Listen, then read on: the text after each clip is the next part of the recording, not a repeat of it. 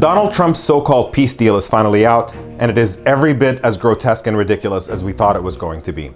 In a fight between a powerful oppressor imposing a brutal military occupation that violates people's most basic human rights, and the oppressed who are living under the boot of that occupation, a fair mediator is supposed to constrain the actions of the oppressor and stand up for the rights of the oppressed.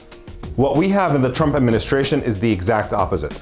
This so-called peace deal is an endorsement of Israel's aggression, allowing it to take over whatever Palestinian lands it wants, punishing the victims for daring to object to having their homeland stolen, and leaving them stranded on tiny and isolated pieces of land under the complete control of the Israeli military. In short, this is not a peace deal. This is formalized apartheid. Here's the basic context. In the late 80s, the Palestinians recognized Israel on 78% of their land and accepted a future state on only 22% of historic Palestine, namely the occupied Palestinian territories.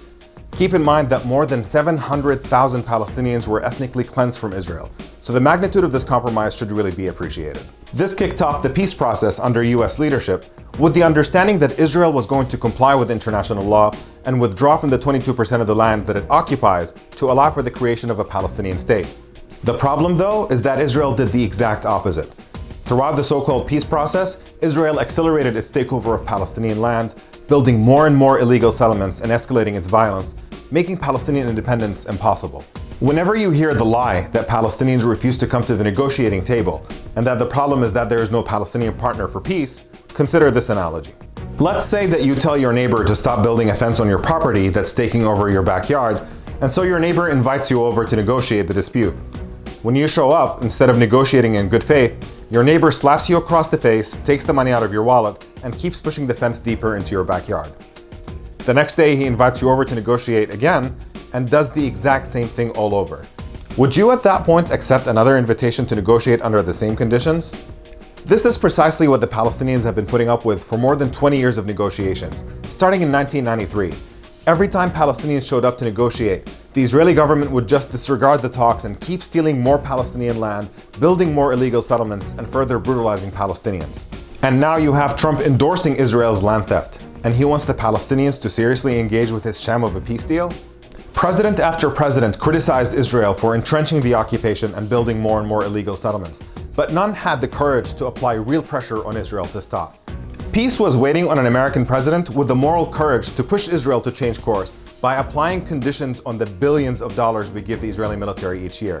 Instead, we got Donald Trump, who decided to make America a participant in Israel's war against the Palestinian people. Meanwhile, this administration and far-right pro-Israel forces are coming for our freedom of speech to keep us from speaking honestly about all this. Even though political boycotts are protected by the First Amendment of the Constitution, there are now laws in dozens of states that allow the government to punish Americans for boycotting Israel or illegal Israeli settlements, which, by the way, are war crimes under international law. Just think about how absurd that is for a second. Americans can boycott American businesses without consequence, but they cannot boycott Israel or Israeli war crimes. There is also a Trump executive order conflating criticism of Israel with anti-Semitism. So now college students run the risk of being falsely accused of anti-Semitic harassment for nothing more than describing Israel's policies accurately. Enough is enough. It is time for all Americans of conscience to stand together and demand a leadership that reflects our values at home and abroad. We cannot be complacent anymore. It is time to speak up and demand better of our government.